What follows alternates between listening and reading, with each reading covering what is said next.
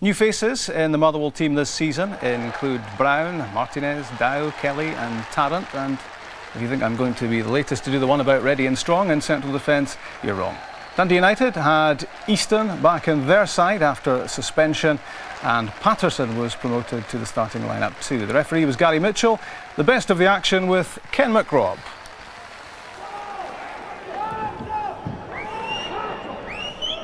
It's on towards Tarrant, but it won't reach him, and it's cleared by Danny Griffin.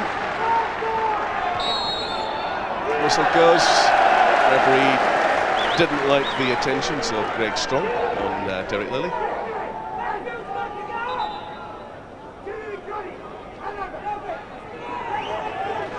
Free kick now to Mothwerwell.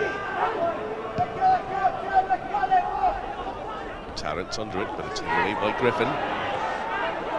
Martinez.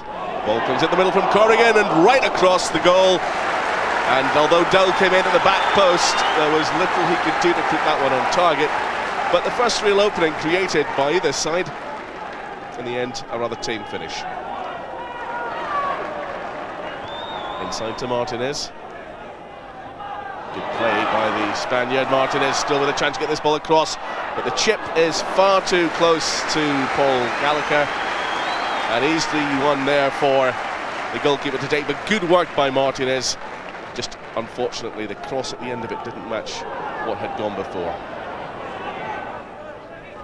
Into the box, Tarrant with a header on. It's cleared out by Patterson.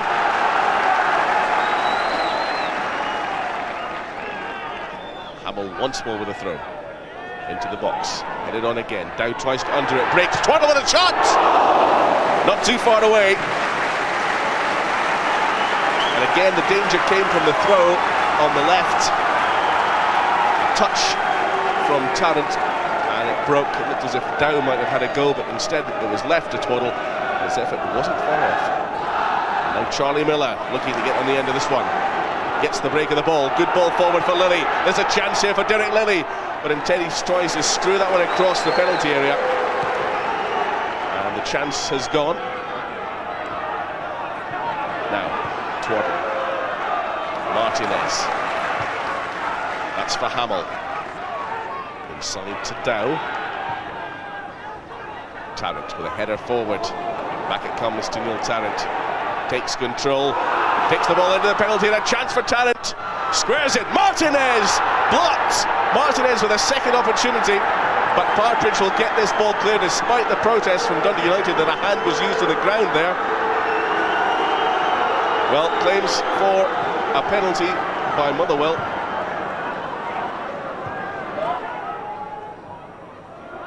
By Jim McIntyre.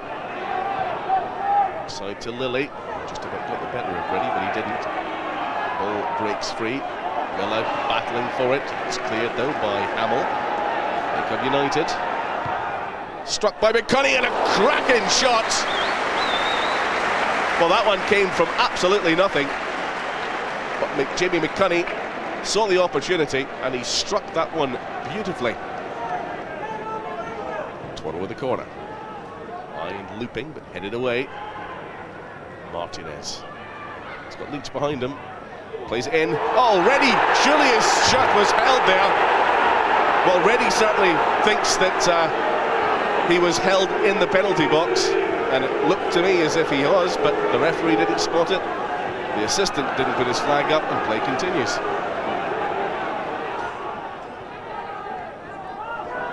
Tarrant with a challenge.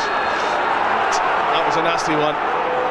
Both players suffering as a result, and so many players now getting involved. There's a right scrum going on. Not quite sure who's trying to pull who off who, and who's trying to get involved. The referee is just trying to calm things down along with his assistant. Now it's a question of what action Gary Mitchell, the referee, is going to take as a result of all that. The initial challenge, of course. McIntyre being spoken to, and a yellow card for Jim McIntyre. I suspect that's not the end of it, though. Tarrant is shown a yellow card, United fans certainly feel that he's got off lightly, although he's injured himself in the process. So Tarrant leaves the field, having been booked. And that was a rather hectic end to the first half. Jamie Buchan, forward by Corrigan. And Kelly not happy with the free kick awarded against him. Miller. Dundee United moving with a bit more purpose now as the ball's pushed wide by Patterson to Easton. Back post, McIntyre. That one's dropping off the bar in the end. A chance for Easton, good block by Hamill. Now McCunney with a chance to get this one into the middle. It's headed away by Reddy. Lilly coming close, the ball coming off the bar. And in the end, it all comes to nothing. McIntyre. Forward for Lilly to chase. Lilly with a shot, left-footed, off the post, off the inside of the post and cleared by Hamill. Best chance of the game so far. Nudge for Miller. Still Charlie Miller. Good delivery into the box. McIntyre rises with a header and a good save by Mark Brown. Excellent cross though into the box from Charlie Miller, and a powerful header by Jim McIntyre. Good save by the keeper. Kelly will jump. Won though by Griffin. There's a chance. The ball played in towards Elliott, and McCunney taking no chances at all, heading that one behind for a corner. But the flag was up in any event against Stuart Elliott, and the offside decision brings an end to that move. Takes the pressure off the Dundee United defence at the same time. Over 2 minutes of time added on. And there goes the full-time whistle at Fir Park to bring an end to a match which finishes in stalemate. Not very many chances to speak of. Derek Lilly's shot off the post, certainly the best opportunity in the game, but the scoreline finishes at Motherwell 0, Dundee United 0. And we can hear now from Billy Davis, because he's here. What did you think? I felt that we had the better of the first half, Robbie. I thought we played some good stuff in the first half. Possibly could have had a penalty, as you've seen there in the highlights. And the second half, I felt Dundee United came more into the game. We made 1 or 2 changes through Tarrant and Leach coming off injured. Right, you thought this was a penalty. Any agreement, Murdo? Oh yeah, it's a Stonewall penalty kick, but you just watch and he just pulled his jersey all the way down there, and the referee's only 7 yards away from it.